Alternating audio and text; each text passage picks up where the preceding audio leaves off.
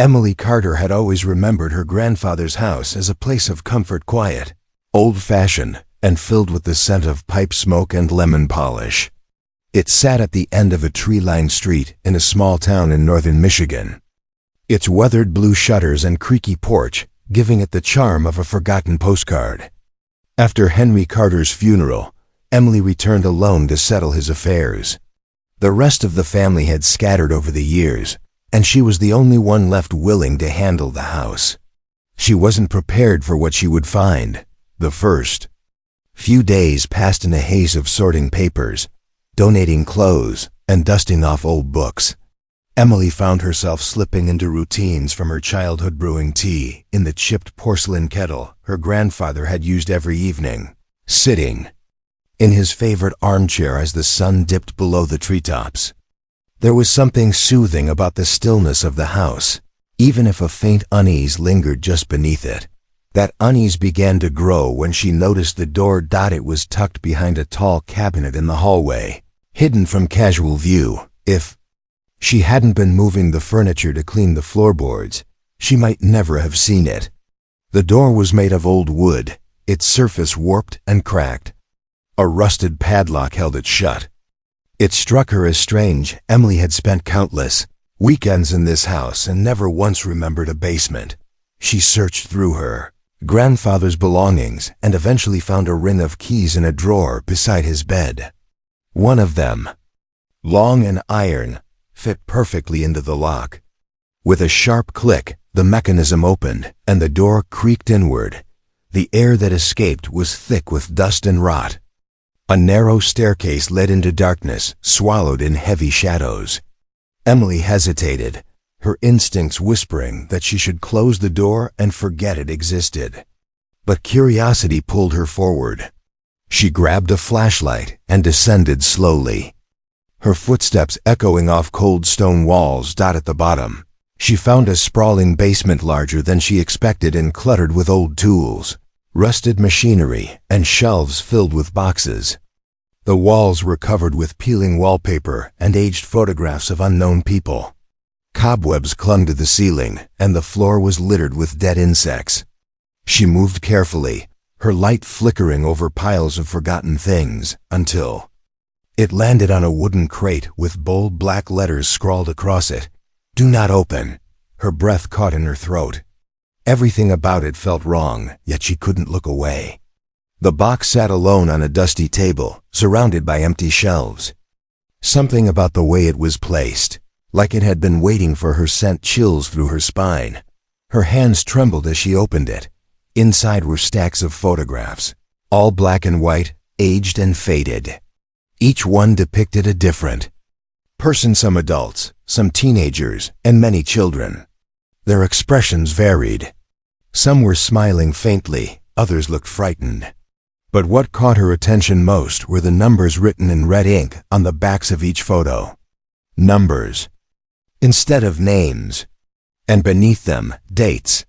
Years that spanned 3 decades: 1951, 1963, 1972. The most recent was from 1979. Emily felt her stomach churn. She looked closer, trying to find anything that would explain why her grandfather had these images.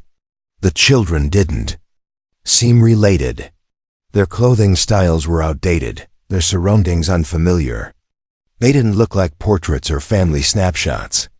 They looked like documentation. Her heart began to pound in her chest. She sifted through more boxes, finding similar contents, more photos, newspaper clippings, small objects wrapped in cloth, even a child's hairbrush. None of it made sense.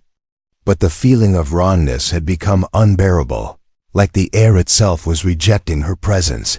She left the basement quickly, locking the door behind her and replacing the cabinet to hide it. Her mind spun in circles as she sat in her car, in the driveway, trying to piece together what she had seen. It couldn't be what it seemed. Her grandfather had been a kind, gentle man who read her bedtime stories and built her a dollhouse by hand. He wasn't capable of anything sinister. He couldn't be, but deep down, something had shifted. The warmth she once associated with the House was gone, replaced by something colder, darker, and much more disturbing. She knew she couldn't leave it alone. Whatever lay hidden beneath that house wasn't meant to stay buried. And the more she thought about the photographs, the more certain she became those weren't just strangers. They were victims. Emily didn't sleep that night. The images from the basement replayed in her mind over and over, haunting her thoughts. The faded photographs with frightened faces, the red numbers, the box marked "Do Not Open." They weren't just remnants of someone's past. They were clues, and possibly evidence. She sat in the living room surrounded by her grandfather's things, no longer feeling comforted by their familiarity. Everything now seemed like a mask, a distraction from something far more disturbing hiding just beneath the surface. The next morning, Emily took the photographs she'd found and started comparing them to online archives of missing persons. She had no idea what she was really looking for, but the dates on the photos gave her a place to start. Using a public records database, she searched for missing children and young adults who had disappeared between the 1950s and the late 1970s. It didn't take long for patterns to emerge. One case after another matched the dates written on the back of the photos. A young girl named Sarah who vanished in 1952. A teenage boy named Thomas who was last seen in 1964 walking home from school. A 6-year-old named Diane who disappeared from a park in 1971. Emily cross-referenced the dates, locations, and even tried to match the faces. She wasn't an expert, but the resemblance was often close enough to be chilling. The more she found, the more convinced she became that her grandfather had kept these photos not out of curiosity or family history, but for something far more sinister. He had been a postman, working routes across several rural counties. That gave him access to neighborhoods, schedules, and children. He would have been familiar, trustworthy, a friendly old man delivering letters. Emily reached out to the local historical society, pretending to be researching a project about unsolved disappearances. The woman on the phone was helpful and explained that while many of the old records had been digitized, some were still kept in physical files. Emily drove out to the small office the next morning, tucked between a church and an old gas station. The woman there, eager to help, handed over a box of archives from the relevant decades. Sitting at a dusty desk, Emily flipped through yellowing newspaper clippings, missing person flyers, and police sketches. It was all there, case after case, of children who had vanished without a trace. No leads, no suspects. Just sorrow and confusion. One article, however, stood out from the rest.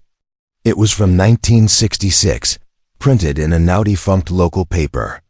The headline read, "Phantom postman suspected in disappearances." According to the article, a theory had formed among local law enforcement that a man posing as a postal worker might be responsible for the growing list of missing children. The theory was never proven. The cases remained unsolved. The story disappeared, buried by time, but Emily knew her grandfather didn't have to pose as a postman. He was one. She felt her throat tighten as the pieces began to fall into place. For decades, someone had been taking children from towns within a small radius towns her grandfather's postal route had passed through. And each disappearance had occurred during his years of service. After his retirement in 1979, the cases slowed and eventually stopped. She returned to the house and walked through it like a stranger. She began to notice things she hadn't before. Books on the shelf about criminal psychology. Locked drawers she'd never opened. A false panel in the closet that led to a small storage space, filled with old post office uniforms and maps of neighborhoods from the 1960s. In the attic, she found a heavy metal box containing dozens of envelopes, each filled with personal belongings. Bracelets, school report cards, letters to parents that were never sent. They were trophies, she realized. Carefully preserved pieces of lives that had been taken. But she still didn't understand the full scale of it. She didn't know if her grandfather had acted alone or if someone else in the family had known. And she certainly didn't understand how no one had ever suspected him. The house was a museum of secrets, every room holding fragments of stories that had ended too soon. The man she thought she knew had built a quiet life on top of unimaginable horror. Emily felt sick. Her family history was no longer a source of pride. It had become a haunting puzzle, and she was the only one left to solve it. She knew then that she couldn't turn back.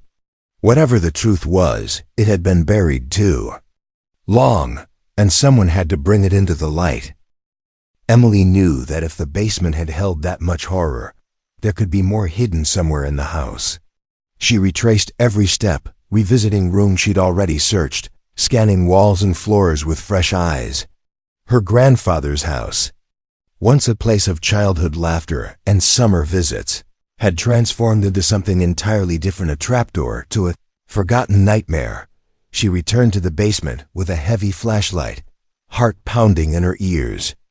The dust had settled from her first visit, but now she noticed more. Behind a large shelving unit stacked with rusted tools and broken equipment, the wall didn't look right. Unlike the rest of the rough stone, a small portion looked newer, cleaner, and oddly symmetrical. She tugged at the edge of the shelf. It was heavier than she expected. After several exhausting minutes of pulling and shifting, she managed to move it just enough to reveal a metal door that there was no knob, only a latch secured by an old chain. The lock was brittle with age, and a sharp twist with a screwdriver popped it open. The door moaned as it swung inward. The air that escaped was foul and damp, carrying a smell of decay and something chemical, almost antiseptic. Inside was a narrow corridor lined with concrete. The walls had been painted once, but the color had peeled away, revealing raw stone. Beneath, at the end of the hall, was a single room. Emily stepped inside and froze. It looked like a child's bedroom, only it wasn't. The furniture was sparse and old. A metal bed frame sat in the corner with a stained mattress sunken from age. A wooden chair faced the wall, beside a small table holding a broken lamp and a calendar turned to July 1979. The room was lit only by the thin beam of her flashlight, which flickered slightly as she moved. Every surface was coated in dust, except one, the nightstand. It looked like someone had touched it recently, maybe years ago, but long after the rest of the room had been abandoned. On it sat a child's backpack, faded and moldy. Inside were small toys, a crumpled school ID card, and a worn notebook filled with shaky handwriting. Emily turned the pages carefully. It read like a child's journal, short entries about missing home, drawings of a dog, and sentences cut off abruptly. The last page simply read, "He said I can go outside soon." The words felt like a punch to the chest. Emily looked around the room again and noticed scratches on the walls, names etched into the concrete with something sharp. Most had been crossed out violently. Only one name remained untouched: Lily. No last name, no date, just the single word, as if someone had wanted it to be remembered. She searched the room further and found a metal trunk shoved under the bed. Inside were more personal belongings: small shoes, baby teeth stored in glass jars, and necklaces with name tags. It was clear now. This room hadn't been a hiding spot. It had been a prison. Emily staggered back upstairs, trying to breathe. Her mind raced with questions. Who was Lily? Had she escaped? Or had she simply been the last? She opened her laptop and began searching again, digging deeper into databases and newspaper archives. After an hour of sifting through scattered details, she found her: Lily Monroe, age 7, last seen walking home from a birthday party in July of 1979, the same month and year on the calendar in the hidden room. The last known disappearance in the area. Police had searched for weeks. Her face had been plastered on television and milk cartons. The trail had gone cold. No witnesses, no evidence. Just another name added to the long list of the missing. Emily's skin crawled as she realized what the room had been. Not a shrine, not a memory, it had been a cell. A carefully hidden chamber built for the purpose of holding someone against their will, and her grandfather had created it. Not on impulse, but with planning. With intention. That was the part that frightened her most. The precision. It wasn't madness. It wasn't chaos. It was control. And now, as the truth began to unravel further, Emily knew this wasn't just a secret her grandfather had taken to the grave. It was a legacy. A pattern so dark it had nearly disappeared into time.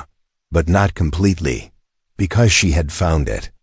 And whatever came next, she wouldn't be able to unsee it. Emily sat in silence for hours after discovering the hidden room. The weight of what she'd found pressed down on her chest like something physical. The names carved into the wall. The preserved belongings. The unspoken stories trapped beneath layers of dust and silence. She was no longer speculating. There was no doubt in her mind. Her grandfather had been behind the disappearances. He had built a room to confine children, had taken trophies from them, and had kept a record of their existence in a way only he could understand. Still, without irrefutable proof, everything remained suspicion in the eyes of the law. And Emily knew that accusations alone wouldn't open decades-old cold cases. She needed evidence, real, scientific, undeniable evidence. She remembered the strands of hair wrapped in cloth she had found in a box earlier in the basement. At the time, they seemed like just another eerie artifact. Now she saw them for what they were. DNA samples. She sent the hair to a private lab using an online forensic service. She packaged it carefully, listed herself under a pseudonym, and marked the submission as related to a cold case review. She didn't want to alert authorities until she had something solid. The waiting was unbearable. Days passed like weeks. And each moment her mind returned to that room, to the names on the wall and the face of the girl named Lily. In the meantime, Emily dove deeper into local records. She built a spreadsheet matching the names, disappearance dates, and the serial numbers on the back of each photo she'd found. A horrifying realization began to form. The numbers weren't random. They were chronologically ordered, possibly the sequence in which he had taken each victim. A sickening index. According to her list, there were at least 26 names. That's how many photos had red-inked numbers. But there were more photos without markings. More than 50 when the DNA results arrived in her inbox a week later. Her hand shook so badly she could hardly move the cursor. The report was clear. 3 of the hair samples matched unresolved missing persons cases from the National DNA Index. The names popped out like echoes from the past. Diane Kendall, age 6, disappeared 1971. Jason Alvarez, age 10, vanished 1962. Carolyn Brent, age 8, missing since 1959. Emily stared at the screen, her heart thudding in her ears. She had definitive proof. These weren't just creepy photographs or coincidences. Her grandfather had taken these children. And for years, no one had connected the dots. She contacted the authorities. At first, her story was met with skepticism. A postman who had died of old age, a respected citizen in his community, accused posthumously by his own granddaughter. But once she shared the photos, the journal, the DNA report, and the location of the hidden room, everything changed. Local law enforcement arrived with search warrants and a full forensic team. The basement was sealed off, and the yard cordoned for excavation. They brought in cadaver dogs, ground-penetrating radar, and forensic anthropologists. Emily watched from the porch as investigators pulled up the flower beds her grandfather had so carefully tended. That's when they found the first bone fragment. Then another. Then more. Buried beneath rose bushes and vegetable patches were human remains, scattered, fragmented, and in some cases, burned. The process of identification would take months, if not years. But Emily already knew. The garden. had always been his pride and joy. Every time he'd spoken about how much care it needed, how delicate the soil had to be, it hadn't been about the plants. It had been about hiding what he had done. As news spread, the case exploded nationally. Reporters camped outside the house. Former neighbors gave interviews, recalling how friendly Mr. Carter had been, how kind he seemed. No one had suspected a thing. The story was almost too horrifying to believe. A retired postman, a family man, had lived a double life as a calculated predator for decades, possibly one of the most prolific in history. But there was one detail the media hadn't uncovered. Emily hadn't shared it yet. The last name on the wall in the hidden room hadn't been crossed out. Lily, which meant one of two things. Either she had escaped, or she had never been found. Emily began to wonder if Lily might still be out there, somewhere, alive, with her own story to tell. If so, she might be the key to unlocking the rest of the truth. Emily had unearthed the horror, but someone else might still be carrying the final piece of it. The investigation that followed changed everything. Emily watched from a distance as investigators combed through every inch of her grandfather's property. The quiet suburban home that had once been a peaceful escape was now the center of a media firestorm. Forensic tents lined the yard, blue tarps covered the garden beds, and the entire street had been blocked off. What had once been a perfectly ordinary house was now a crime scene of historic proportions. The discovery of multiple human remains beneath the soil confirmed what the DNA results had already suggested. Emily's grandfather had been more than a disturbed man. He had been a predator hiding in plain sight. As more evidence was uncovered, law enforcement expanded their search. Files were pulled from old archives. Cold cases once dismissed due to lack of evidence were reopened. Victims long forgotten by the public were finally being given names again. And yet, amid the chaos, one thing stayed with Emily: the name Lily. It hadn't been crossed out like the others. It was the only one left untouched, etched in shaky letters on the concrete wall inside the hidden room. Every other child had been memorialized by a photo, a number, or an item stored in the trunk. But there was no photo of Lily, no belongings, no number. She was different. Emily couldn't stop wondering why. Digging deeper into missing person records, Emily found Lily Monroe's case file. The details were sparse. Last seen walking home from a birthday party in July 1979, just a few blocks from one of her grandfather's old postal routes. Her parents had reported her missing the same night, but no one had seen anything unusual. The police at the time had suspected she might have wandered off or been abducted by a stranger passing through. There had been no leads, no evidence. Until now, Emily returned to the notebook she had found in the hidden room, the one with the childish handwriting and the final line that read, "He said I can go outside soon." That line haunted her more than any bone fragment or photograph. It suggested that Lily had been alive at least for some time in that room. But what had happened after? One theory stayed with her. What if Lily hadn't died? What if she had escaped? Emily took a chance and contacted a private investigator who specialized in long-term missing persons cases. She handed over everything she had: photos, dates, the journal, the name etched in the wall. The investigator agreed to take on the case, intrigued by the possibility that someone had survived such an ordeal. Weeks passed with little word. Then, one evening, Emily received a call. The investigator had found something. A woman named Lillian Monroe had checked into a hospital in rural Ohio nearly 2 decades earlier. No records existed prior to that moment, no family history, no social security number. She had lived under a different name since then, working odd jobs and living a quiet, reclusive life. She had never spoken about her childhood. The hospital record noted trauma-related memory loss and signs of long-term psychological abuse. Emily's heart raced. It had to be her. With the help of law enforcement, They arranged for a DNA test using preserved samples from Lily's family.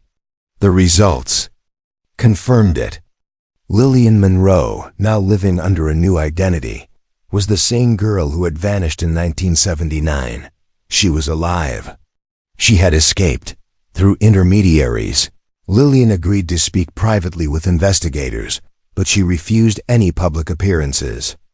Her memories were fractured.